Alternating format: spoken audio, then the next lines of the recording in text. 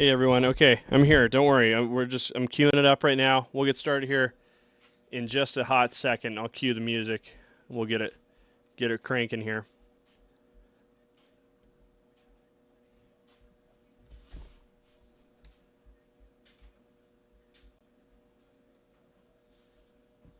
All right.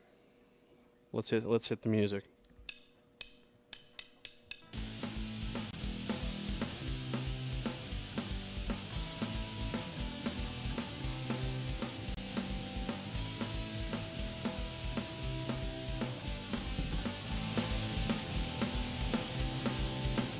What's up, everybody? Welcome. Oh, I can see I'm a little loud right now. Hold on, let me turn that down. Okay.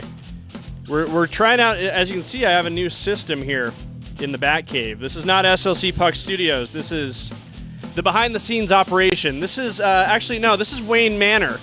I forgot how the metaphor goes. Yeah, this is Wayne Manor. SLC Puck is the Batcave, right? That's where things happen. That's where all the fun tech lives. The less fun tech, the microphones with a piece of hockey tape on it, they live here in Wayne Manor, and it's good to be with you guys. Hey, Saturday, I'm feeling nice. Said she'll see me tonight. Have you guys heard that song, Superboy by Kid Cudi? It's a really good song, and it's kind of the mood I'm in right now. I'm feeling like the Utah Hockey Club, a bunch of Superboys. I don't know if I love that, but anyway, Utah Hockey Club picks up a big 5-2 victory over the dreaded Buffalo Sabres. Ooh, I don't know if they're dreaded.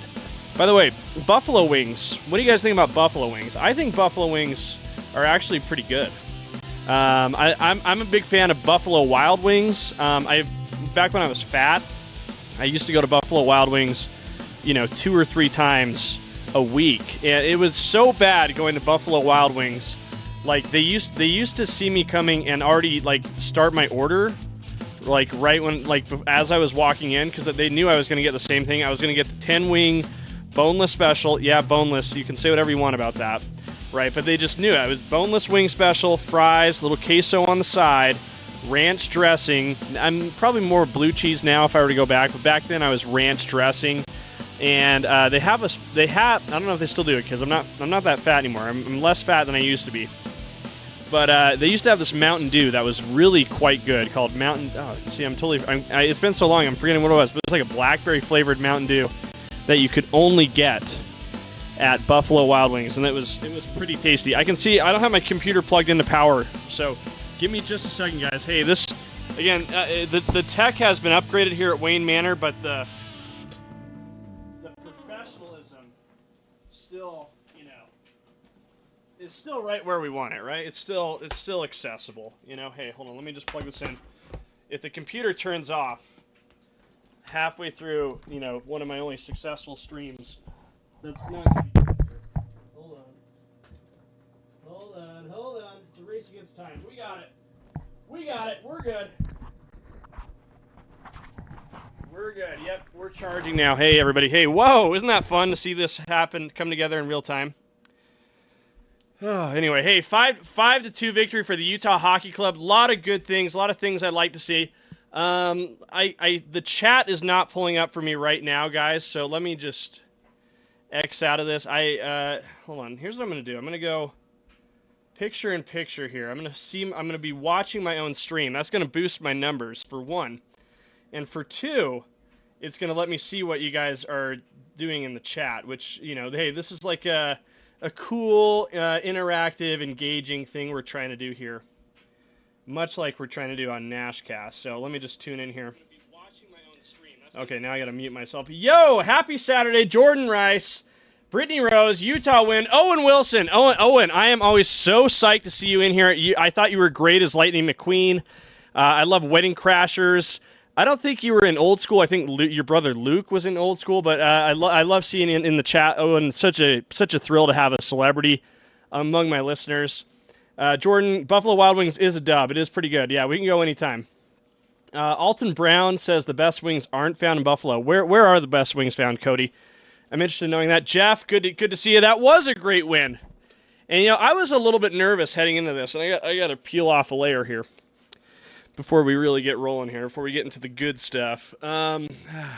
went to the gym today, by the way. And the gym is actually a good metaphor for why I was a little bit nervous about this game. Because heading into this, I don't know if you guys remember the last time the Utah Hockey Club played a game before today. But it had been a while. It had been, like, as a term I like to use, almost a whole dog year. They hadn't played until since Monday, which was a 2-1 loss to the Dallas Stars. A game in which the Utah Hockey Club made Casey DeSmith look like the greatest goaltender to ever play. But, it was like I was a little nervous. I'm like, it's been 4 days since the boys have been on the ice. I mean, who knows if they're a little bit rusty. I mean, that kind of thing happens.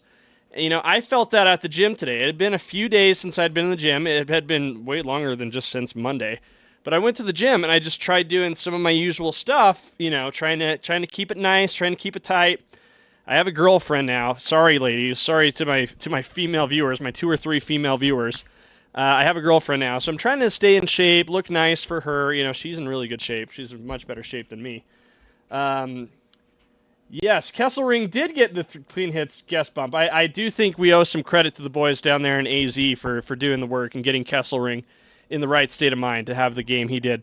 But anyway, I was at the gym, and I was like, I'm trying to do, like, some of my stuff, and, like, I'm just not putting up the same kind of poundage, the same kind of weight that I had been building up towards. And I was like, fuck, like this, is this what's going to happen to the Utah Hockey Club? Or they've taken some time off, the skate blades, so to speak, metaphorically, might be a little bit rusty.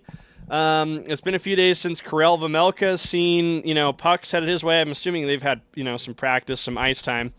But, there's nothing like game action to get a goalie in the right zone, right? And so I was a little bit nervous. I was like, are they going to have an Austin Facer-like gym performance, in Buffalo today? They had the exact opposite. They performed incredibly well. And I got to tell you, I think the story of this game is Michael Kesselring playing in his 100th game, gets the Gordie Howe hat trick, first Gordie Howe hat trick in Utah Hockey Club history. Now, if you don't know what a Gordie Howe hat trick is because you're new to hockey, don't worry, I'm going to explain it right now. Gordie Howe, a hat trick, right, we know is 3 goals in a game, right? A Gordie Howe hat trick, and this is named after, like, Gordie Howe, who for a long, long time, before Wayne Gretzky, was Mr. Hockey, considered to be the greatest hockey player of all time. Played for, like, legitimately, like, professional hockey for, like, 50 years. From, like, when he was 18 to almost dead, he played professional hockey. He's known as, like, a tough guy, enforcer, like, real old-school hockey. He still had, like, a great scoring touch. He was the all-time scoring leader for a considerably long amount of time until Gretzky came along and smashed his records. But a Gordie Howe hat trick, as I will explain now, is when you get 3 occurrences in one game, a goal, an assist, and you get in a fight. And Michael Kesselring checked all 3 boxes in this one. And I'll say this about Kesselring. I think he seems to know when he has extra attention on him. Like when he's one of the stories to watch going into a game, I think he knows that. And I think it elevates his game quite a bit. And the reason why I say this is because I think of Kesselring, and I think of the Boston game when they were here playing the Utah Hockey Club at Delta Center back in October, and also to a certain extent, the game in Boston. The story was, hey, Kesselring, Boston boy, playing against his childhood team for the first time. Ooh, let's keep an eye on him. And he elevated, and you remember that first Boston game, he scores the game-winning goal in overtime and had some, like, unbelievable plays along the way. Today, same thing, right? The story going into the game was it's Kesselring's 100th game of his career. I think he knew that he had a little extra attention. I think there's something, there's the Sarah Merrifield effect, which I think is a real deal. When Sarah Merrifield interviews Michael Kesselring before the game, and I don't know why this is. I don't know why this happens. This happens without my knowledge, without my involvement.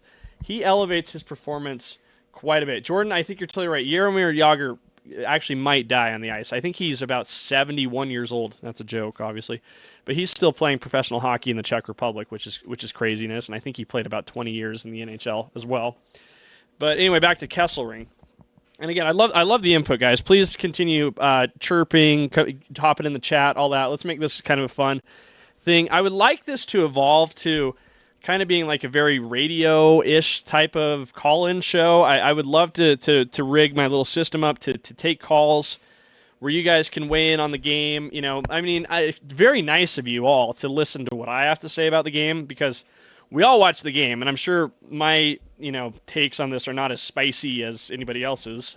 Speaking of spicy tuna, I had a spicy tuna roll last night at Ichiban Grill in State Street in Salt Lake City, and I was thinking, it made me think of Liam O'Brien, who has only played in 3 games this year.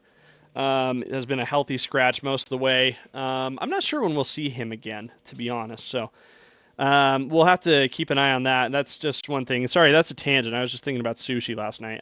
By the way, the Vegas roll, which is the deep fried, has cream cheese in it, some tuna, I think a little bit of avocado as well, wrapped in rice, and then in tempura, deep fried. That's the best roll you can get at any sushi restaurant, if you ask me. I love me a Vegas roll.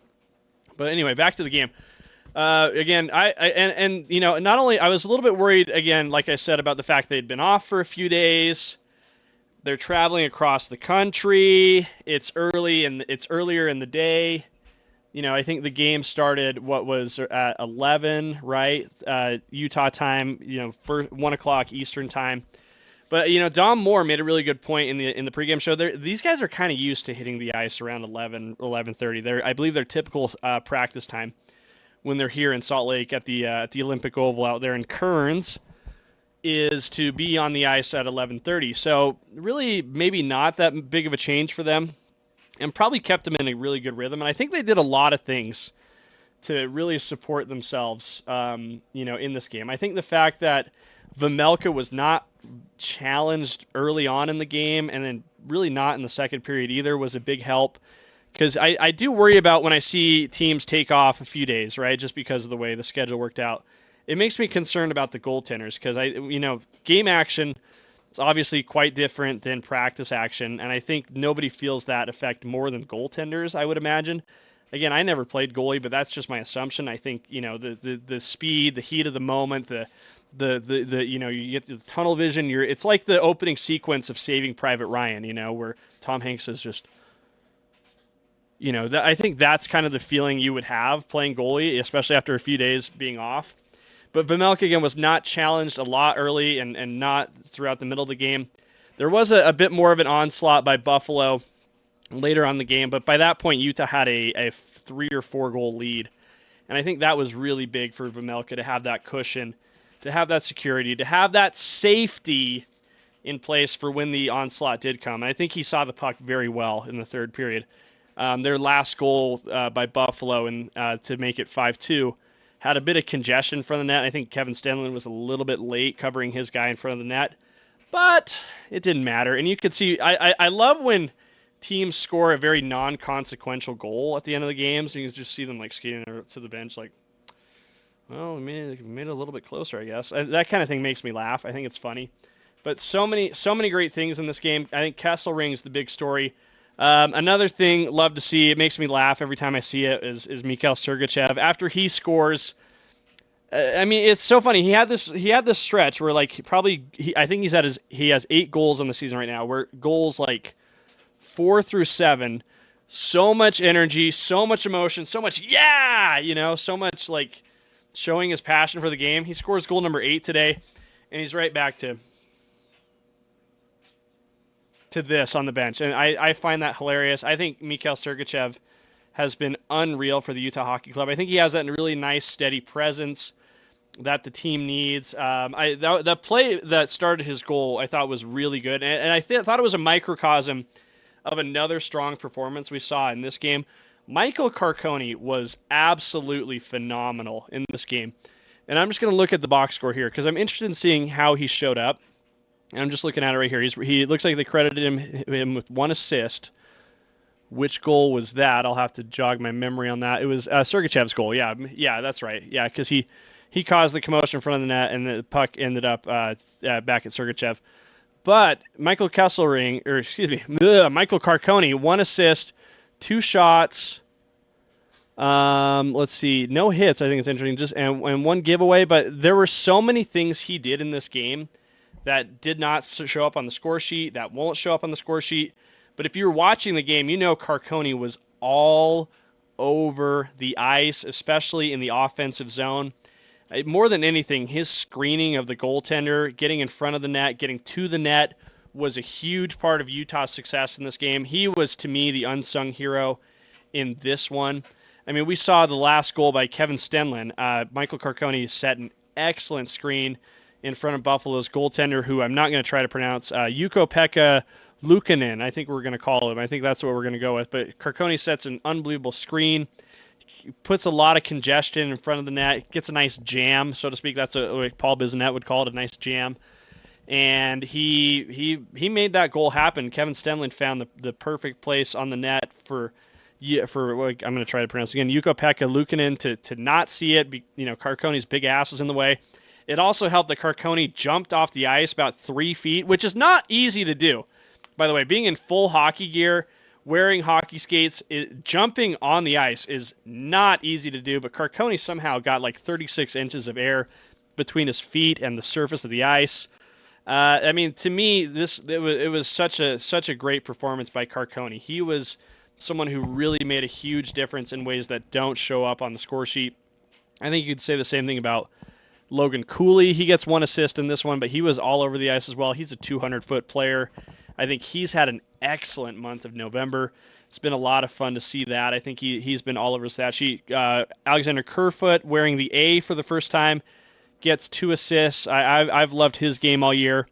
Jack McBain, the Bane train, left the station. He scores a great goal off a play from Cooley. He's already surpassed last year's goal total.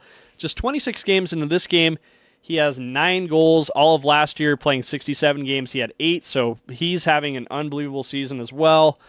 Nick Schmaltz, hey, everybody's favorite, Big Nick Energy. Again, I shouldn't be giving myself too much credit, but maybe I should, and I'm choosing to.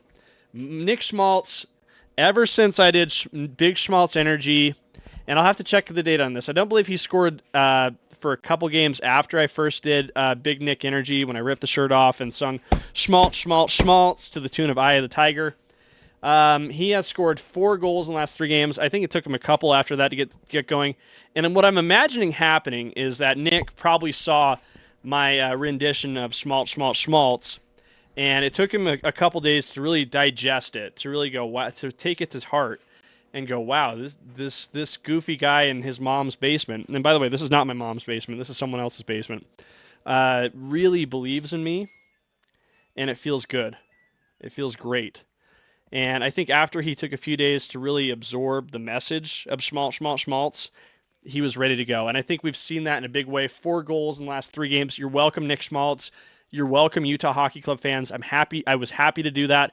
I'll do that for anybody on the team, really. Give me some recommendations about songs I should write for members of the team. They won't be good songs, as you can see. But yes, Utah wins 5-2, Car Wash Channel. I would love to do an episode of SLC Puck from the inside of a car wash while it's running. I think that would be a lot of fun. So if we could arrange that Car Wash Channel, that would be tremendous. Big thanks to all you guys for tuning in, by the way, and I appreciate you guys hopping into the chat to talk this one out. But I think there were a lot of really great things I saw in this game. And, I say this so much. I love being on moneypuck.com while watching these games, because I think it tells a really nice story about what's happening.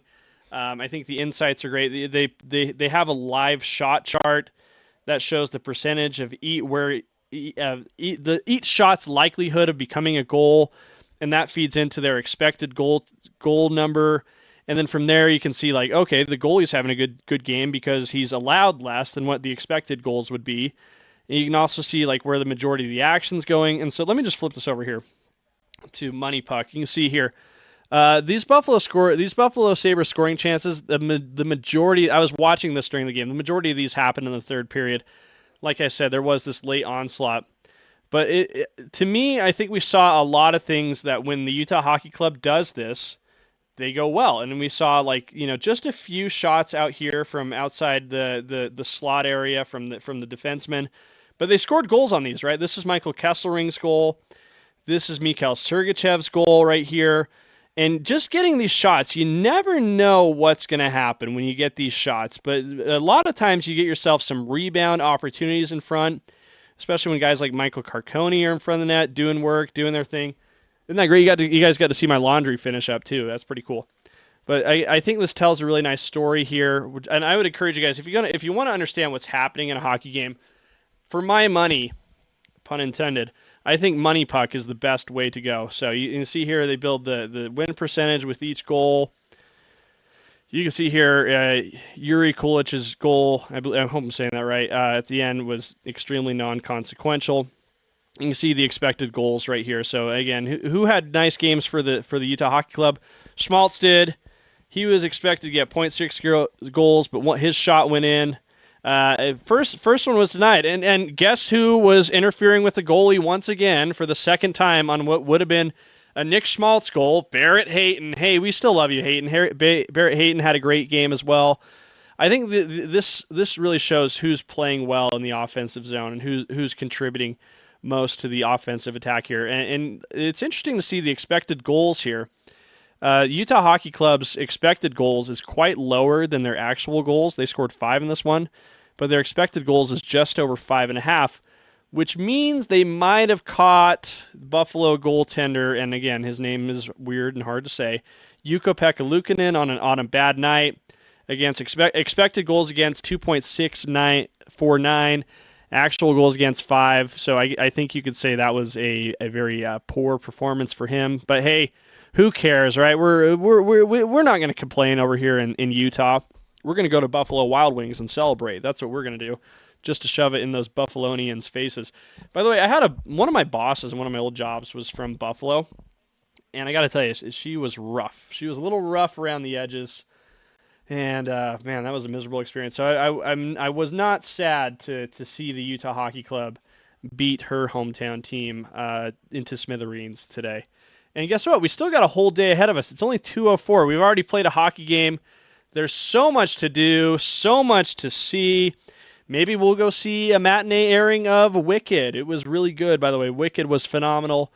I thought Ariana Grande and Sylvia Ervo, I think is her name, were really good in that. So this is a free plug for Wicked on a hockey podcast. It's a live stream. It's not a podcast right now, but anyway, you're welcome, Ariana Grande. I'm going to throw some more ticket sales your way. Utah Hockey Club played really well today. I think there are a lot of positives. Again, they did not have the Austin Facer poor performance at the gym, which was great, which was encouraging to see. Next up they play Philadelphia tomorrow, and I got to tell you, I feel bad for Philly. I really do. I think the Utah Hockey Club is going to be rolling coming into this one. It's a short trip from Philly to Buffalo. They'll be there in just a few hours, so you got to assume they're going to pack up their gear at the KeyBank Center in Buffalo. Andre Turney's on the post-game show right now talking to the media. But they're gonna pack up all their gear. They're gonna maybe, I don't know. Again, I don't know the distance between Buffalo and Philly. I know East Coast states are a lot closer, right? But they're gonna pack up the gear. They're gonna go get it hung up over there in Philly. They're gonna see the Rocky statue. They're gonna maybe get a cheesesteak, see the Liberty Bell, all that good stuff, and they'll be in their beds pretty early tonight. They'll be in bed. I don't know. I don't know what curfew is. Let's say 10:30. They'll be in their beds nice and early. They'll get a good night's sleep. They'll be ready to go. They'll be amped up. They'll be in good spirits after a really nice performance against Buffalo today. I think the Flyers are in big trouble tomorrow. I fully expect Utah to continue to play well throughout the rest of the weekend. And I think that'll be a lot of fun to see. So let me just check the time on that really quick when our game is mañana. I have it written down on my calendar behind me, but I don't want to go. It's 5:30 p.m., so that'll be 7:30 Eastern time. So, again, Utah Hockey Club's going to get rested up. They'll be ready to go against the Philly Flyers. Philly right now at 12, 11, and 4, middle of the road team. So a matchup between two middle of the road teams. But right now, Philly's goals against average is a little bit higher than Utah's. Goals for they're a little bit higher as well. They don't take nearly as many penalties, but hey, you can say that about every team in the National Hockey League. The Utah Hockey Club is the most penalized team in hockey, but the penalty kill today as well was really good for the Utah Hockey Club. I don't believe they allowed a single power play goal today, so let me just check that really quick before we put it on the records. Yep. Interesting. The Sabres did not commit a penalty, did not give Utah a single power play opportunity, but they couldn't cash in on their own. They went 0 for 3 today. Other key stats there: Utah outshoots Buffalo 28-25. Hits heavily favor Buffalo, and I think that's maybe something that's a little bit concerning. I said this on the most recent episode of SLC Puck. I know the clean hits guys have said it. Utah's got to get a little bit tougher, and they're lucky they ran into they ran into a Buffalo team that has been slumping. They're now winless of their last 6. They ran into a Ukko-Pekka Luukkonen who had played very poorly, allowing a lot more goals than goals expected. But Buffalo was the more physical team in this one. And usually that equates to, I don't know, more chances in front of the net. But I think when Utah had to pack it in, I think the defensive unit did a great job of keeping guys out of the slot, restricting passing lanes. Maybe they weren't using their body as much, hitting wise, but their sticks were very active. And you can see that in the defensive zone. They were deflecting pucks away. They were breaking it out quickly. They had a few goals by defensemen, right? Kesselring, Sergachev, I guess just 2. But again, I think whereas the physicality with the body was lacking, I think the stick work was excellent. And maybe that's just how Utah has to get through this a little bit. I think when Dursey comes back in a couple dog years, I think you'll see another physical presence being added. He's undersized, but he's a little bit feisty. But I do think Utah does need to find ways to get more engaged physically. What that looks like, I don't know. Does it look like a trade? Does it look like calling up something or other? Obviously I think that they're going to miss Maverick Lamoureux a little bit. They're not going to miss all the penalties he takes, but I think he does bring a little bit of a defensive bite that is lacking at times. So that to me is a stat that's a little concerning, a little surprising. But I again, you still get the stat that counts are the goals for and the goals against, and that favored Utah today. But again, the hitting, I thought that's very interesting to see. Faceoffs won 36-24 favoring Buffalo.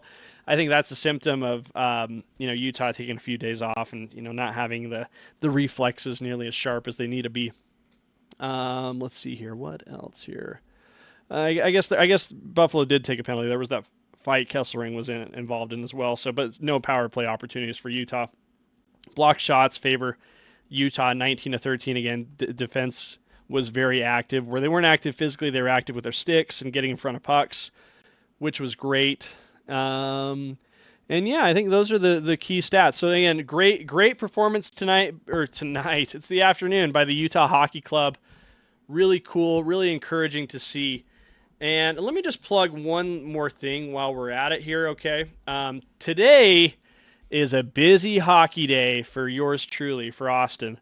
I have been invited to attend the University of Utah Hockey Club's hockey program's pair of games today. They have 2 games today. Let me just check the schedule here. I believe they have a women's game that faces off at the Salt Lake County Sports Complex. I call it Steiner, but that's the official name, the Salt Lake County Sports Complex. And that one tips off, and let me just scroll down here.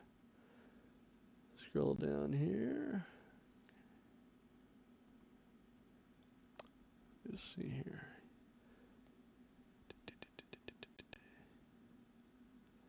Yeah, that one scrolls. They're playing Utah State at 7:30 again at Steiner.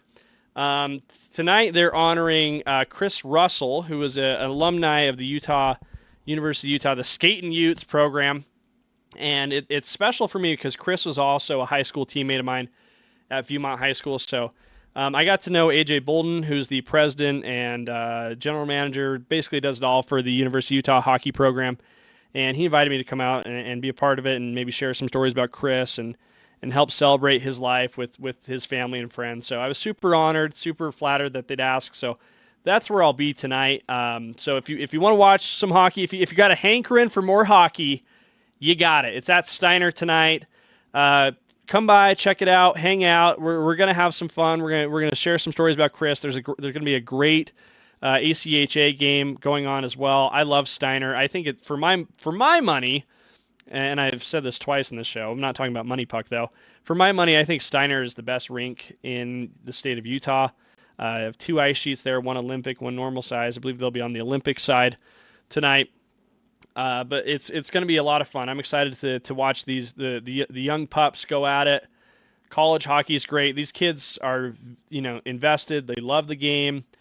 AJ tells me a lot of these kids have chosen to go to the University of Utah just to play on this non-varsity team, which I think says a lot about how much passion these kids have. And so I'm really excited to see that. It'll be a lot of fun. If you see me there, come say hi if you make it down. If not, go screw yourself. Go fuck yourself. I'm kidding. Absolutely. I can say fuck because I'm not on KSL.com for this one. But hey, so I'm going to take advantage of it while I can. But anyway, that'll wrap up this live stream show. Look at that. I can play music on this too. Utah Hockey Club gets the 5-2 victory over the Buffalo Sabres. Thanks for tuning in to SLC Puck Live. Don't forget to like, comment, subscribe. You guys rock. Thanks for hopping in the chat, everybody who did. Head to slcpuck.shop for some holiday shopping. Nothing's on sale. Nothing will be on sale, but enjoy it. And make a donation if you like. Hey, I just thought I'd throw that out there. And we'll talk to you guys soon. We'll have SLC Puck, a special extra bonus episode from Steiner tonight, but that'll be out later. And then just a regular episode of SLC Puck on Sunday, as always. So thanks again for tuning in, guys, and we'll talk soon.